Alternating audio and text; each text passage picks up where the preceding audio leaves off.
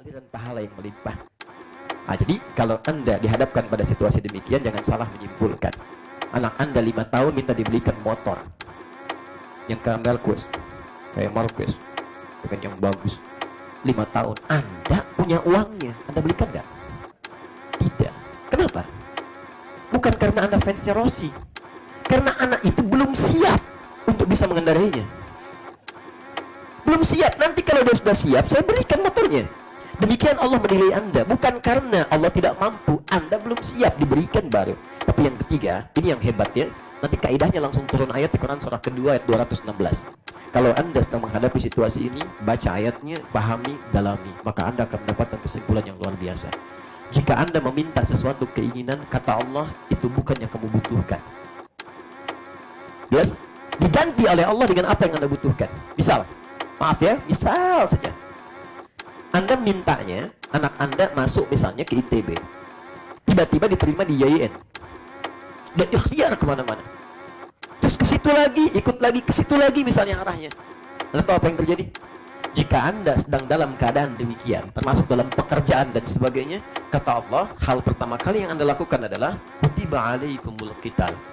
Perangi perasaan negatif dalam diri Anda. Jauhkan itu. Jangan adakan kesimpulan, jangan berikan kesimpulan Allah meninggalkan saya. Perangi perasaan itu. Lihat jawabannya, indah sekali. Asa an takrahu syai'an fahuwa khairul lakum. Boleh jadi Anda tidak menyukai sesuatu itu, di balik yang tidak disukai, Allah sedang menyiapkan desain terbaik untuk maslahat hidup Anda. Wa asa an tahibbu syai'an fahuwa syarrul lakum.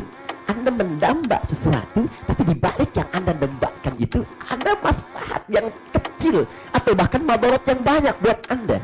Kenapa ya Allah? Wallahu ya'lamu wa antum la ta'lamun. Karena saya, kata Allah, tahu masa depan, kamu tidak. Kalau kamu pilih ini, depan akan begini. Tapi saya arahkan kepada yang lebih baik. Dulu saya berharap-harap masuk Madinah. Sudah ikut saya kurikulum Madinah, ikut daurah. Saya anak termuda saat itu, ikut dan diberikan rekomendasi langsung yang kalau tanda tangannya itu diterima, tidak akan ditolak secara syariat manusia. Tapi Allah berkehendak lain. Harap-harap ke Madinah, yang ikutnya di YIN. Terjadi bom Bali, ditutup semua pintu penerimaan beasiswa. Tapi ternyata Allah sedang menyiapkan hal yang berbeda. Masuk kemudian ke kurikulum Al-Azhar. 2 tahun di situ berangkat ke Libya.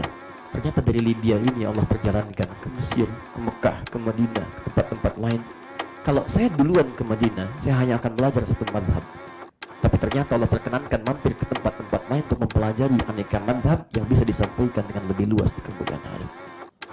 Ternyata anugerah terindah yang kita miliki itu saat kita mendapatkan hikmah terbaik dari apa yang kita tawakalkan di dalam. Itulah yang diberikan keteladan oleh Nabi SAW. Jelas? Sekarang saya mau naik ya, izin ya. Bismillah. Tahan sebentar.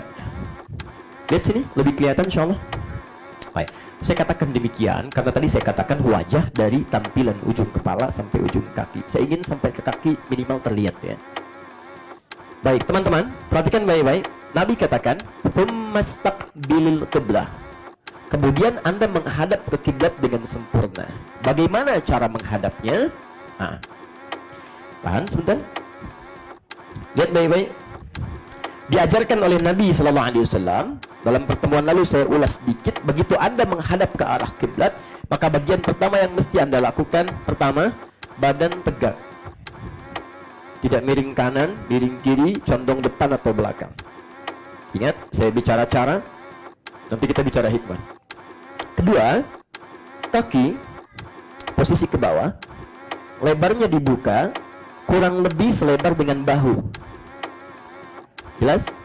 Tidak perlu terlampau lebar, tidak juga terlampau sempit. Jelas? Baik, badan tegak, kaki selebar bahu, menghadap ke arah kiblat. Sampai di sini bisa dipahami? Baik. Baru kemudian setelah siap, Anda akan mulai bertakbir. Sebelum masuk ke takbir dan saya turunkan dalilnya, apa petunjuk untuk bertakbir, apa dalilnya dan bagaimana caranya, maka kita jelaskan dulu sebentar apa maksudnya berdiri seperti ini, apa hikmahnya. Saya sampaikan di pertemuan lalu, ingat, setiap ibadah, baik bacaan ataupun juga gerakannya, itu punya makna, bukan gerakan dan bacaan yang kosong dari esensi. Ada, dan itu sudah diulas oleh buku-buku para ulama. Ada kitab namanya Asrarus Shalah, Nazara fi Ma'anis Shalah, itu mengumpulkan makna-makna dari bacaan dan gerakan salat. Berdiri tegak begini, perhatikan baik-baik di antara maknanya, fokus, tegak.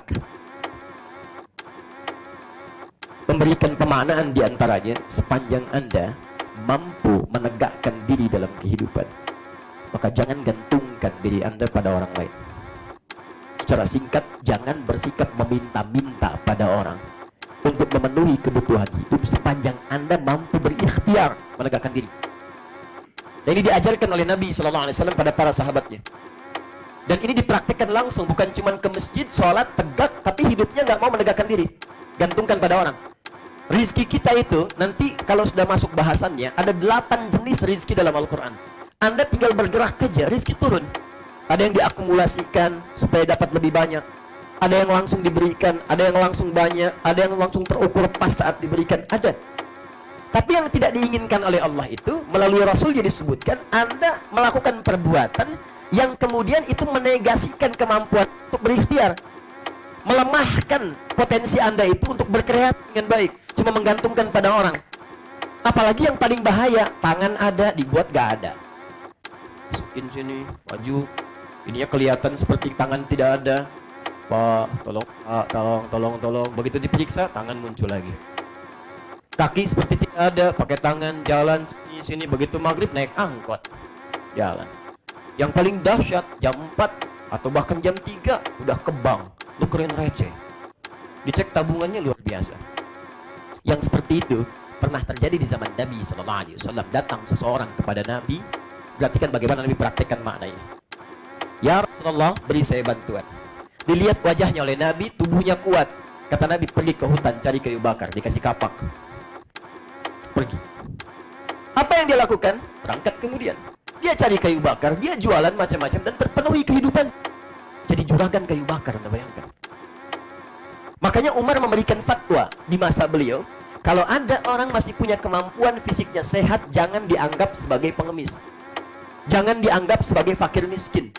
Berikan dia wasilah untuk mendapatkan pekerjaan. Karena itu konsep zakat yang paling bagus sebetulnya, tidak harus memberikan ikannya, berikan kailnya. Jadikan modal untuk usaha, sehingga nanti zakat itu kan disyariatkan untuk membebaskan seseorang dari ketergantungan. Allah tidak menginginkan seseorang itu fakir, teman-teman. Ingat baik-baik. Yang disebutkan oleh Quran, kalau bukan kaya, cukup. Cukup. Ingat baik-baik. Kenapa seseorang jadi miskin? Karena tidak pernah merasa cukup dengan pemberian Allah. Di hatinya itu selalu pengen, padahal belum tentu dibutuhkan. Makanya ketika seseorang jadi miskin, turun zakat untuk mengeluarkan dari kemiskinan. Quran surah ke-9 ayat 60. Masih miskin, berikan infak. Quran surah kedua ayat 215. Masih miskin, kasih sedekah supaya keluar dari kemiskinan. Kalau masih miskin juga, itu dia memang pengen miskin. Susah. Nah, maka saya gambarkan sekali lagi, gambaran semacam ini yang memberikan gambaran pada kita, kalau mampu berikhtiar, jangan pernah meminta kepada orang lain yang menegasikan tawakal kita kepada Allah Subhanahu wa taala. Jelas sampai sini? Baik. Ini hal pertama yang langsung diamalkan oleh sahabat namanya Abdurrahman bin Auf. Saya pernah kisahkan di pekan lalu. Masih ingat? Abdurrahman bin Auf, kemudian ini orang paling kaya di kota Mekah sebelum Utsman bin Affan. Sudah kaya, hartanya banyak, masuk Islam. Apa yang terjadi? Ketahuan oleh orang Quraisy, begitu akan hijrah, diambil rampas semua hartanya. Saat dirampas itulah kemudian, mohon maaf, diberi pilihan. Kamu silahkan pilih. Kembali ke kepercayaan semula, kami kembalikan harta, kami angkat jadi hartawan paling terpandang di Mekah. Tapi kalau kamu ingin hijrah ke Madinah, silahkan berangkat, jangan bawa apapun, hanya pakaian yang angkat saja di badan. Silahkan berangkat. Saya tanya pada antum, ikhwan. Kalau Anda punya harta banyak, tiba-tiba, maaf, diberi pilihan. Pilih ikut Ustadz Adi, tapi harta semua kami sita, cuma bawa pakaian saja. Atau ikut kami berikan semua harta Anda, dan kami jadikan hartawan paling terpandang di tempat ini. Tempatnya penuh dengan maksiat. Pertanyaan saya, ikut Ustadz Adi atau bertahan di tempat itu? Masa? Gak yakin saya. Lihat, Abdurrahman bin Auf diajarkan oleh Nabi untuk memilih kebaikan, beliau bermilih untuk hijrah. Kenapa orang Quraisy tidak mengeksekusi sampai dengan wafat misalnya, atau syahid? karena mereka ingin memberikan pelajaran pada yang lainnya. Biarkan dia hidup, karena perjalanan masih panjang, berbulan-bulan jalan, cuma dengan pakaian melekat di badan. Paling-paling tewas kena badai di jalan. Maka ini akan jadi berikan efek jerak pada yang lain supaya tidak pilih Islam saat itu. Abdurrahman bin Auf berangkat. Yang jadi persoalan, istrinya ditawari dengan kalimat yang sama. Anda ikut suami, bawa pakaian melekat di badan saja. Tidak ikut suami, tinggal di sini. Kami berikan semua harta suami, jadi hartawan terpandang di Mekah. Plus boleh pilih menikah lagi dengan pemuda Mekah manapun, kami fasilitasi. Gantian. Nah, kalau ini ditawarkan pada ibu dan anggap suami tidak datang hari ini, maka jawabannya, ikut suami hijrah atau tinggal di Mekah. Alhamdulillah. Oke. Kelihatan? Oke. Baik. Iya, yakin saya. Baik, teman-teman. Fokus sebentar. Lihat sini. Ternyata jawabannya beda. Istri itu memilih tinggal di Mekah. Tidak ikut suami. Suami berangkat sendiri dengan sahabat yang lain. Datang kemudian sampai di Madinah. Selamat sampai sana. Dijaga oleh Allah. Perhatikan cara Allah nanti mengembalikan semua kenikmatan kita diganti dengan yang paling berkah dan halal. Kadang-kadang Anda merasa seperti kehilangan sesuatu, padahal Allah ingin menghilangkan yang tidak baik dalam diri Anda untuk menggantinya dengan yang lebih berlimpah. Jadi kalau Anda hijrah itu, jangan diharapkan dapat dunia duluan. Yang Anda dapatkan kadang-kadang kegelisahan dulu, capek dulu. Nanti dari semua itu Allah akan limpahkan kenikmatan lebih baik daripada sebelumnya. Teman-teman, begitu sampai di Madinah, orang Madinah itu indahnya luar biasa. Sampai diabadikan sikap mereka dalam Al-Quran. Yang haus dijemput oleh orang yang bawa minuman. Yang lapar dijemput oleh orang yang bawa makanan. Abdurrahman bin Auf paling kaya jatuh fakir dijemput oleh orang paling kaya di Madinah. Itu datang langsung kalimatnya. Bima ma'na akhil karim sami'atu annaka kunta ghaniyan. Saudaraku yang mulia, saya dengar Anda pernah kaya. Kalau ingin kaya lagi, khudh nisfa mali, ambil setengah harta saya. Saya dengar Anda ditinggalkan keluarga. Kalau ingin menikah lagi, pilih perempuan paling cantik di Madinah. Sekalipun untuk kolega saya, pilih, saya fasilitasi. Gantian. Gantian. Anggap ibu tidak hadir hari ini. Kalau Anda mendapat tawaran seperti itu, dan keberkahannya sudah terjamin, limpahan hartanya begitu banyak, maka sampaikan pada saya, apakah Anda memilih untuk menerima itu atau tidak menolak sama sekali? Percuma bu, saya tawarin gak diterima, milih pasti diterima. Jadi mendingan saya tawarkan dua dengan kalimat berbeda, isinya sama. Saya yakin kebanyakan akan mengatakan diterima.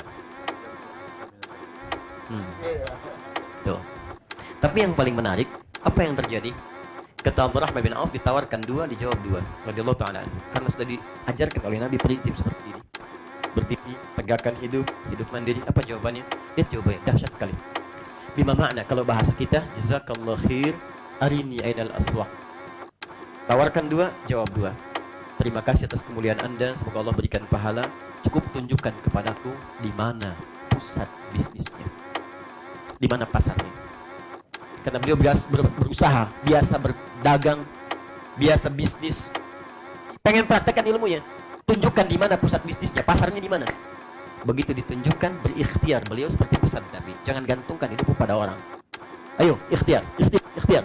Begitu berikhtiar, 3 bulan. Awalnya di penyalur kambing. Ada yang pengen jualan, tampung oleh beliau, salurkan, pakai ilmunya, manajemennya dipakai. 3 bulan, jadi orang paling kaya nomor 3 di Madinah. 1 tahun, jadi orang paling kaya nomor 1 di Madinah, melebihi sahabat Utsman bin Affan. Kapaknya terbuat dari emas. Anda bayangkan, Abdurrahman bin Auf, kapaknya terbuat dari emas. Tanyakan pada Bill Gates, orang terkaya, sebelum dikalahkan oleh pemilik Amazon itu. Hartanya 1.300 triliun. Istrinya Melinda Gates, tanyakan, belum tentu punya kapak. Abdurrahman bin Auf terbuat dari emas.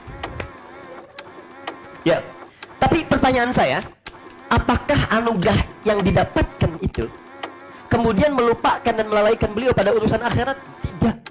Justru beliau beliau sadar, saya dapat ini karena dikasih Allah mempraktekkan makna sholat. Apa yang dikerjakan kemudian? Ditambah lagi sholatnya, tambah sunnahnya, sampai disebutkan oleh Imam An-Nawawi sepeninggal Nabi. Anda buka nanti kitab At-Tibyan yang berbahasa Arab, terbitan Darul Kutub Al-Islamiyah, warna merah marun, halaman 37, paling kanan sebelah atas, paragraf 1 baris 1 sampai 3.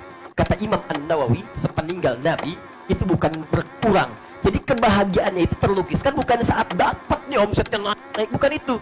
Ketika beliau punya kesempatan dengan Allah untuk menunaikan sholat lebih banyak. Tahajudnya dikerjakan, kata Imam An-Nawawi, sampai khatam Al-Quran. Jadi beliau tuh sadar, yang ngasih saya banyak gini tuh, itu karena saya menghadap Allah. Saya sholat, saya praktekkan, saya dapat jaminannya. Dapat tuh. Sampai luar biasanya. Satu ketika Madinah heboh. Wah, kenapa nih orang keluar semua? Melihat ada Rahman bin Auf bawa kafilah, rombongan dagang 600 ekor unta. Di atasnya penuh dengan emas, mutiara, macam-macam. 600. Kalau saya ilustrasikan, ada sekarang mobil box atau truk 600, isinya emas, berlian, mutiara, macam-macam. Penuh 600 truk. Begitu terdengar seperti itu, kata Sayyidah Aisyah radhiyallahu ta'ala anha, bermakna saya mendengar dari Nabi sallallahu alaihi wasallam, Abdurrahman bin Auf akan terlambat masuk surga. Merangkak ya. Merangkak itu bukan artinya merangkak begini. Merangkak itu kan artinya lambat. Jadi nanti yang ada pendapat kemudian mengatakan, riwayat menyebutkan orang yang hartanya banyak ya setengah hari ya lebih lambat masuk surga. Kita lihat maksudnya apa. Begitu mendengar kalimat itu, kata Abdurrahman bin Auf, beliau simpulkan, awas, merangkak itu bukan berarti nggak masuk surga. Masuk. Cuman karena hartanya banyak, scanningnya jalan. Ini. Makanya begitu. Jelas sampai sini? Paham ya? Baik. Luar biasa, lebih baik kayak masuk surga daripada miskin gak jelas. Ya.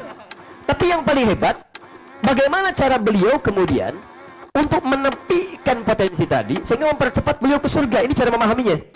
Di begitu disebutkan, maksudnya bukan dibuat merangkak lambat, bukan. Maksudnya, kalau harta ini banyak begini, tidak digunakan pada yang benar, maka walaupun ke surga, scanningnya lama. Maka apa yang dikerjakan oleh Abdurrahman bin Auf? Kata beliau, saksikanlah. Semua dagangan kafilah yang datang itu, saya infakkan karena Allah subhanahu wa ta'ala untuk memudahkan saya masuk surga. Itu yang dimaksud Quran surah ke-28 ayat 77, paling kiri sebelah bawah. Jadi kalau Anda diberikan harta lebih dari batas kebutuhan, itu bukan ingin Allah mengangkat Anda jadi orang kaya, karena yang kaya sudah banyak. Yang Allah inginkan, harta itu digunakan untuk meraih surga yang Anda rindukan. Orang lain tuh karena nggak punya banyak seperti Anda, makanya rajin puasa. Dia rajin sholat, rajin tahajud, dia beramal ke surga tuh pakai itu. Anda itu tahajud barangkali belum tentu tiap malam. Puasa belum tentu dikerjakan, Senin Kamis belum tentu didahulukan. Makanya Allah berikan potensi yang lain lewat harta, supaya di situ ada zakat, ada infak, ada sedekah, susul mereka ke surga. Turun ayat, wabtaghi fima atakallahu daral akhirah wa la tansa nasibaka minad dunya. Jadi kaya oke, kata Allah. Kalau perlu kaya banget seperti Utsman, seperti zakatnya lebih banyak, seperti infaknya lebih luas, sedekahnya lebih banyak. Tapi ingat, arahkan itu ke surga dan jangan lupakan dunia. Keluarga harus sukses. Sekolah anak-anak yang terbaik. Kalau perlu cari sekolah yang paling hebat, biar matematikanya bagus, fisikanya bagus, tapi juga hafal Quran. Tapi juga tidak meninggalkan sholat. Perlombaan kita tidak berhenti di batas dunia. Ingat itu. Apalagi sekedar di batas kota. Teman-teman, kalau cuma dunia, maka yang tidak beriman pun sudah ada yang juara olimpiade, sudah ada yang dapat Nobel. Tapi ketika kehidupan itu berakhir, semuanya memiliki gelar yang sama. Selesai. Sudah, almarhum, tuntas. Bagaimana kebanggaan itu dibawa menghadapkan Allah subhanahu wa ta'ala. Maka boleh silahkan jadi apapun, tapi miliki bekal terbaik menghadap kepada Allah. Jelas? Karena itu semangat, ya maksimalkan. Berdiri yang kuat, tegakkan diri, bangkit. Dan kalau sudah sukses, maka hiduplah yang seimbang. Tuh, pas tidak terlampau berlebihan begini. Semua diobral. Baru akan diberikan isyarat besok mendapatkan kedudukan, sudah bikin kartu nama. Sebar. Ternyata salah. Masya Allah. Posisi yang tertukar banyak. Ada putri yang ditukar, ada menteri yang tertukar banyak. Sampai jadi sinetron. Ya. Sebagainya. Tapi juga, mohon maaf, jangan terlampau sempit, eksklusif. Bergaul dengan hanya yang tipenya saja. susah untuk memberi, susah berbagi. Nanti situasi itu akan berbalik. Ada orang yang pertama kali belum dapat jabatan, luar biasa, sama disapa, Allahu Akbar. Begitu dapat jabatan, buka pintu mobil aja gak bisa. Gak bisa. Bukan gak bisa dibuka, mesti ada yang bukain itu. Masya Allah. Masuk kantor, kalau semua gak berdiri, gak mau masuk. Kalau gak disapa duluan, gak mau nyapa. Dan saat bersamaan dia sholat, ada yang salah dalam sholat. Hidup yang seimbang. Ada harta, seimbangkan. Ini untuk di rumah, ini untuk orang tua. Ingat ya. Catat baik-baik kalimat saya ini. Orang tua menduduki perhatian yang sangat besar dari Allah, disebutkan dalam Al-Quran. Sekalipun Anda telah berkeluarga, apalagi akan berkeluarga, jangan sampai kehilangan ridha orang tua. Bahkan saat Anda punya kelebihan pun, yang pertama dibagi kata Allah untuk ibu, untuk ayah, orang tua. Dan orang tua tidak boleh dizakati, tapi infak berikan. Itu yang disebut di Quran surah kedua ayat 215. Kalau Anda ingin berbagi, siapa orang pertama di muka bumi yang layak Anda bagi? Kata Allah, tuh ibu Anda yang melahirkan Anda. Dia tidak pernah minta apapun bagi Anda. Perjuangannya luar biasa, wahnan ala wahnin, berhadapan dengan kematian. Bahkan saat itu dia memohon yang terbaik bagi Anda. Itu setelah melihat Anda dewasa dan dia tidak pernah meminta, Anda tidak pernah melihatnya. Dan yang paling dahsyat cuma di Al-Quran. Sekalipun ibu Anda beda dengan keyakinan dengan Anda, tetap doakan dia dapat hidayah dan jangan putus hubungan dengan dia. Kunjungi dia, kata Quran. Wasahibhuma fid dunya ma'rufa. Dekati, berikan hadiah. Kalau Anda punya mangga, berikan mangga. Ada pakaian, kirimkan pakaian. Dicela, balas dengan kebaikan. Anda tidak boleh mencela orang yang telah melahirkan Anda, kata Al-Quran. Jangan pernah khianati orang yang telah memberikan Anda kebaikan dalam pengertian hubungan dunia. Dan di situ Anda doakan.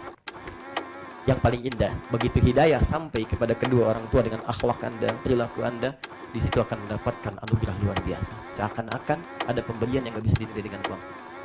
Itulah Al-Quran.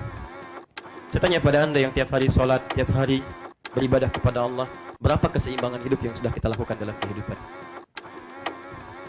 Coba lihat. Anda yang sudah populer, Anda yang sudah merasa kaya, sampai gak pernah kontak orang tua, sampai gak pernah sebut namanya dalam sholat Anda, sampai gak pernah menyebut namanya ketika Anda selesai dalam sholat, Anda siapa? Sampai gak bisa bersikap adil dalam kehidupan, Anda siapa? Maka saya katakan kepada Anda, kalau sholat Anda benar, Anda bukan sekedar dekat dengan Allah, tapi ada keseimbangan dalam kehidupan yang terjadi. Dan itu adil. Lihat, adil. Di kantor Anda boleh jadi bos, direktur, tapi di rumah Anda ayah, Anda ibu. Dan anak Anda tidak pernah menginginkan status pekerjaan Anda. Dia menginginkan status biologis kehidupan. Yang ditunggu itu Anda sebagai ayah, bukan Anda sebagai bos. Anda boleh ngatur orang di kantor, kerjakan ini, kerjakan ini, tapi saat pulang, anak Anda tidak pernah memanggil keluar Anda. Waalaikum bos, pulang ya? Oh, ada. Saya sampai sekarang belum pernah dipanggil Ustadz sama anak saya. Begitu pulang, jelas. Betul. Begitu pulang, Ustadz, nggak ada. Paling canda begitu ngelihat di TV, Ustadz Adi, Ustadz Adi. Kenapa Buya ada dua nih? Yang mau saya katakan teman-teman, dia butuh ayahnya. Butuh ayah.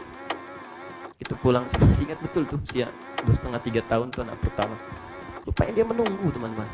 Dia tunggu. Saya datang malam. Dia mungkin tidur nggak tahu, ketiduran dia. Besoknya dia tidur siang lama supaya bangun malam. Begitu malam depan pintu dia buka pertama kali. Buya, main bola yuk.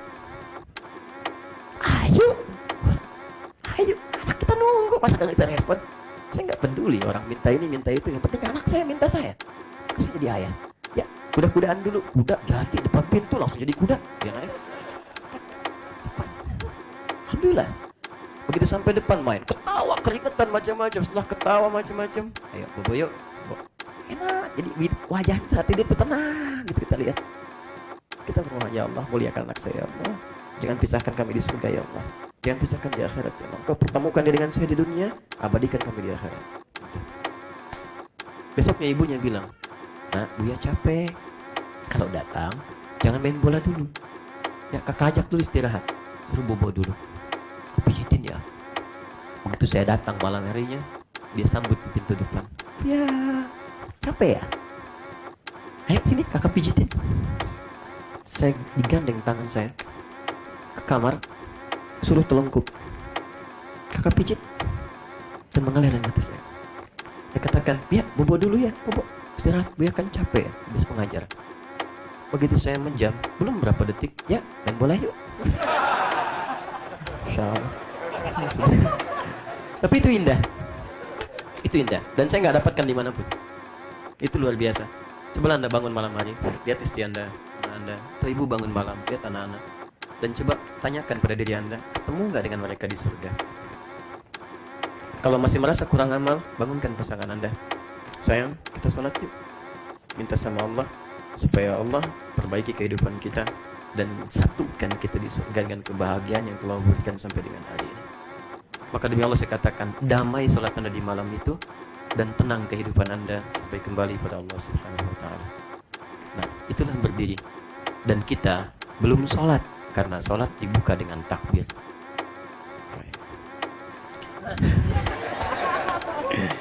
Teman-teman, tahan. Kita punya waktu sekitar 15 menit. Saya mau tawarkan pada Anda, apakah saya lanjutkan dengan bertakbir ataukah kita buka sesi untuk diskusi? Ya, yang mau lanjutkan? Baik. Yang mau diskusi? Baik, begini. Supaya adil, kita berikan fasilitas keduanya. Sampai 6 menit ini, jam 1, saya buka sesi. Bagi yang bertanya, saya jawab. Selanjutnya, nanti saya sempurnakan dengan menjelaskan sampai ke takbir mengangkat tangan. Sepakat sampai sini?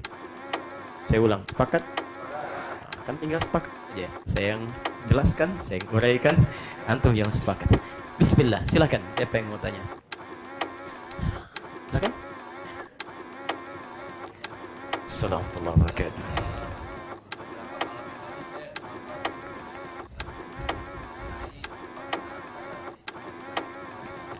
Ya.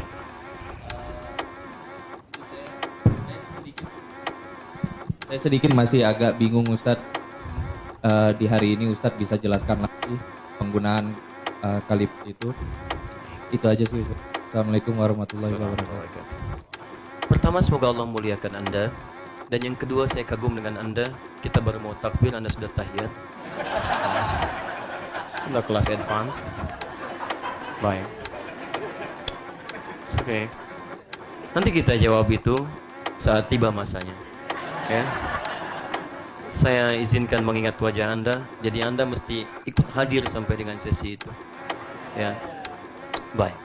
Tapi secara singkat nanti dalilnya saya inikan kemudian.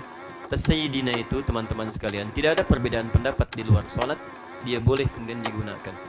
Karena Sayyidina itu bisa mencakup beberapa makna.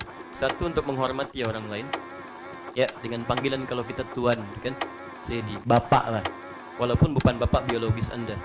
Saya Anda panggil Ahmad dengan Pak Ahmad, Doni dengan Pak Doni. Kan bukan bapaknya Anda, tapi untuk memberikan penghormatan kepada orang lain. Yang tidak boleh itu adalah, mohon maaf, mengkultuskan dengan itu, mengangkat berlebihan. Di Arab itu kalau orang ingin mendapat perhatian dan dia memberikan seakan pengkultusan yang berlebihan, dia gunakan kata sayyid. Yo sayyidi, yo supaya orang berikan perhatian dan ada perhatian yang dalam sampai melebihi batas kewajaran. Ya, maka satu kali ada kasus Nabi kedatangan seseorang, kemudian dia itu ingin mencari perhatian di dalam kaumnya. Nabi itu kan orang populer pada saat itu, sangat taat, dekat dengan Allah, popularitasnya kuat pada saat itu. Kemudian datang orang ini mengangkat Nabi berlebihan. Ya sayyidi, ya macam-macam, supaya orang itu memberikan perhatian dan tahu siapa dia. Apa kata Nabi? Jangan angkat, kultuskan saya berlebihan seperti Nabi Isa dikultuskan oleh umatnya. Sehingga jadi keliru. Nah, maksud Nabi menolak panggilan itu bukan menafikan kata Sayyidina dipanggil kepada Nabi. Karena Nabi pun mengatakan, Umar Sayyidu Qawmi. Umar disebut Sayyid oleh Nabi. Abu Bakar Sayyidu Qawmi. Bahkan Nabi mengatakan pada dirinya, Ana Sayyidu Bani Adam. Saya adalah Sayyid bagi seluruh anak cucu Adam. Anak cucu Adam termasuk saya, Anda, kita. Kalau saya katakan, Anda Sayyid kami, maka bahasa Arabnya Sayyidina. Maka kita katakan Sayyidina Muhammad SAW. Anda penghulu kami. Anda contoh teladan kami. Itu biasa. Di Madinah juga mengucapkan saat salawat Muhammad sholli ala Sayyidina Muhammad. Di Mekah demikian. Saya hidup tinggal di beberapa tempat di Arab, mereka mengucapkan kalimat itu, tidak ada masalah. Yang dilarang mengkultuskan itu. Dalam sholat ada ikhtilaf. Ada yang membenarkan, ada yang tidak. Tapi saya mendukung untuk tidak mengucapkan itu dalam sholat. Karena yang dipertuankan dalam sholat hanya Allah subhanahu wa ta'ala. Karena itu tahiyat-tahiyat dalam riwayat-riwayat yang sahih masuk kepada kita. Ketika Nabi mengucapkan